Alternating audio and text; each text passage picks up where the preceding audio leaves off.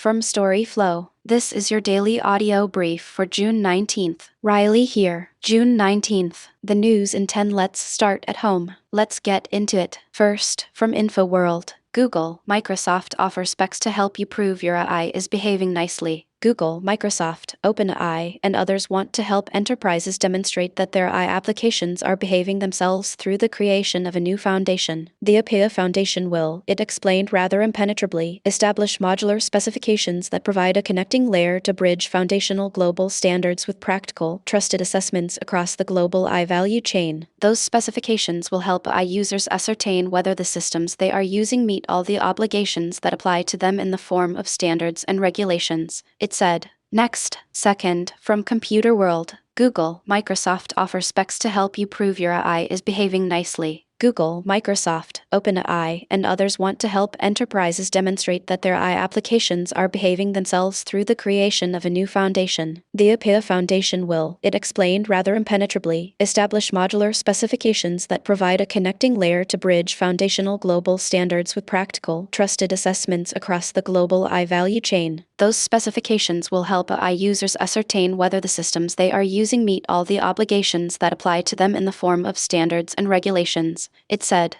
Up next, third, from CIO. Google, Microsoft offer specs to help you prove your AI is behaving nicely. Google, Microsoft, OpenAI, and others want to help enterprises demonstrate that their AI applications are behaving themselves through the creation of a new foundation. The API foundation will, it explained rather impenetrably, establish modular specifications that provide a connecting layer to bridge foundational global standards with practical, trusted assessments across the global AI value chain. Those specifications will help AI users ascertain whether the systems they are using meet all the obligations that apply to them in the form of standards and regulations, it said. And then, fourth, from ARS Technica Science. Rocket report, rebuild begins at Blue Origin launch pad, relativity targets Mars. Welcome to edition 8.46 of the Rocket Report. We don't mention Starship in the body of this week's report, so I'll give a brief update here. The next test flight of SpaceX's mega rocket Flight 13 could happen as soon as next month, according to Gwynne Shotwell, the company's president and chief operating officer, in a recent interview with CNBC. There's still a fair bit of work to go before Flight 13, so don't count on a launch next month just yet. What we do know, based on Shotwell's comments to CNBC, is the next Starship test flight will look like the previous one last month, with a suborbital flight path and a splashdown of the ship in the Indian Ocean. SpaceX is holding off on an orbital flight until at least the following launch, Flight 14, after the ship was unable to complete a critical engine restart in space on the last flight. As always, we welcome reader submissions. Each report will include information on small, medium, and heavy lift rockets, as well as a quick look ahead at the next 3 launches on the calendar. ISAR test flight scrubbed again. ISAR Aerospace still commands top position among a new generation of European rocket startups, but the company's efforts to launch a critical test flight of its Spectrum rocket continue to encounter roadblocks, ARS reports.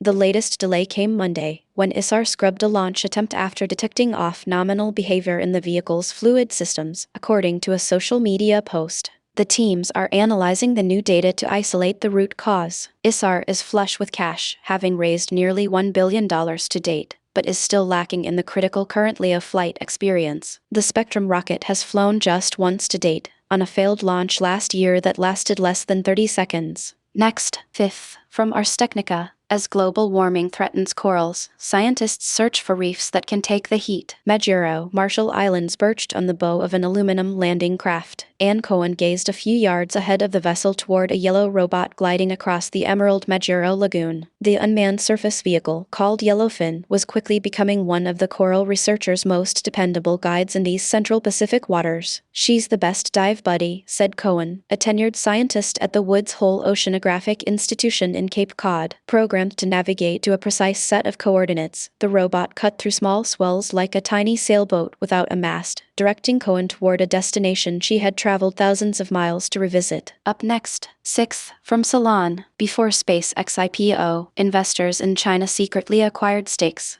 A businessman with ties to Chinese military contractors was among the overseas investors who acquired stakes in SpaceX while it was still a private company. An entity linked to the Qatari royal family also took a stake. The new details come from a private investor list obtained by ProPublica that sheds light on a particularly delicate issue for Elon Musk's rocket company, which people in countries like China bought into the company, and how SpaceX built its business off sensitive U.S. government work like making spy satellites for the Pentagon. While there is no ban on Chinese investment in U.S. military contractors, such investment is heavily regulated. In a sign of its sensitivity to the concerns, SpaceX barred investors from China and Hong Kong from buying shares in its initial public offering last week due to regulatory and compliance risks, Bloomberg reported. The U.S. government alleges that China has a strategy of using investments in sensitive industries for espionage and to get access to cutting-edge technology. The company's IPO last week was the largest ever, making Musk the world's first trillionaire. Musk has extensive business interests in China, where Tesla builds many of its cars. The new records detail at least a dozen investors with addresses in mainland China, Hong Kong, or Russia who acquired stakes in SpaceX years ago through a middleman firm in the U.S. called Tomales Bay Capital. The investments are relatively small, ranging from $800,000 to $40 million,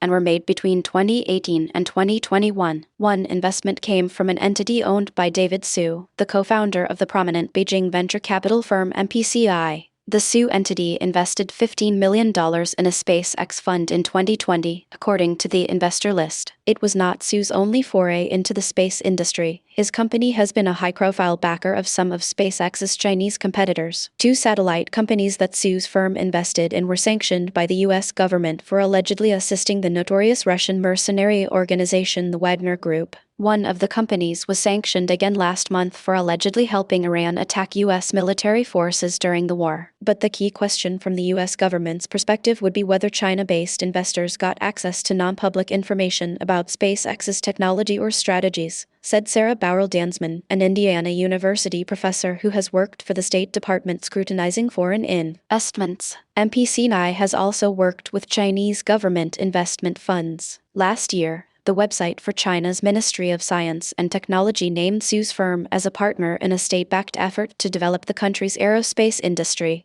There is no evidence that Su did anything improper. If an investor has conflicts of interests with other companies in China, if they could feed that information to competitors, it could be a national security concern, she said. Su is responsible for the U.S. dollar funds. According to a 2024 profile of him, Su spent almost 100% of his time in China over the last 20 years. A lawyer for Tomales Bay Capital said in a statement that the firm has not provided any non-public, sensitive information regarding SpaceX to investors. He said the investors are passive limited partners. Aside from fund financials that include quarterly valuations, Tomales Bay's investors have not received any further information regarding SpaceX. The vast majority, if not all, of the investors included on the unsealed Tomales Bay investor list are not citizens of any foreign adversary, including Russia or China, said the lawyer, Ryan Stonerock, and certainly none of them are agents of Russia or China, or any other foreign adversary. He added that some of the investors may have mailing addresses listed in Ruse or China but do not actually live there and are in fact citizens and residents of the United States or other countries that are not foreign adversaries. SpaceX did not respond to questions. In a statement, MPCI said that Su has not received any non-public information of SpaceX. The statement described Su as a Singapore citizen who resides in Singapore, adding, MPCI is a brand name with different teams and funds. Mr. One of the Chinese space companies sanctioned by the U.S. government, SpaceD, previously denied providing support to the Wagner Group. All the investors located in China or Russia that ProPublica identified appeared to be either wealthy business people or their children. The new documents come from a corporate dispute in Delaware involving Tomales Bay Capital. The court records were unsealed this month after ProPublica moved to make them public, with the help of attorneys from the Reporters Committee for Freedom of the Press and the law firm Shaw Keller. And then, 7th, from Ars Technica, as global warming threatens corals, scientists search for reefs that can take the heat. Anne Cohen is steering her research with a little yellow robot that skims the lagoon like a silent sail. The unmanned surface vehicle follows a set of coordinates, nudging her toward a reef she's chased across the Pacific. What's surprising is how the machine's simple navigation lets her repeatedly sample the same coral patches, revealing which colonies survive the hottest spikes. Those resilient spots aren't just lucky, they host a mix of algae and microbes that seem to buffer heat stress, something the team hadn't expected from a plain-looking craft. By mapping those hardy reefs, the scientists hope to flag natural refuges that could seed restoration elsewhere, giving coral a better shot as the ocean warms. Next, 8th, from Slashdot. Bernie Sanders unveils $7 trillion plan to give Americans control of AI industry. Bernie Sanders just floated a plan that would turn the biggest AI firms into a public-owned pool. Instead of a cash tax, the bill would seize half the stock of any AI company, pulling in $200 million a year, swapping those shares into a sovereign wealth fund that could total around $7 trillion. A 7-person commission, appointed by the president and confirmed by the Senate, would hold the voting power, using it to steer corporate decisions toward broader public interests. The fund's design is to pay a modest 5% dividend each year, which Sanders says would hand every American more than $1,000 in direct cash. Any extra earnings would be earmarked for health, education, and housing programs, while the commission would act as a watchdog to block moves that could harm everyday people. Sanders argues the structure protects taxpayers from downside risk. If AI valuations tumble, the public still holds the shares, not a cash loss. The idea is to give ordinary citizens a seat at the table in an industry that's reshaping the economy. Up next, 9th, from storyflo comedy. Wit on comedy, June 19th. From storyflo, this is your daily audio brief for June 19th. It's wit. June 19th. 7 things made me laugh out loud at my desk. We'll start with the worst one. Let's get into it. First, from the hard times. Picky cat will only chew on cords plugged into walls. Polly, a 1-year-old tabby, has turned his kitchen into a power strip buffet, refusing wet food and any other cat fare in favor of chewing on cords that are actually plugged into the wall. And then, 10th, from storyflo sports. Brock on sports, June 19th. From storyflo, this is your daily audio brief for June 19th.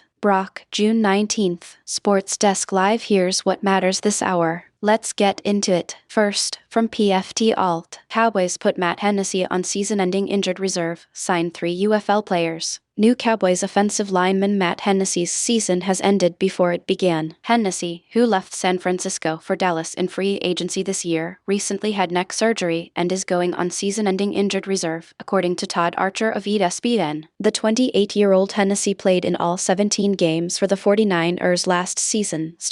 That's the day.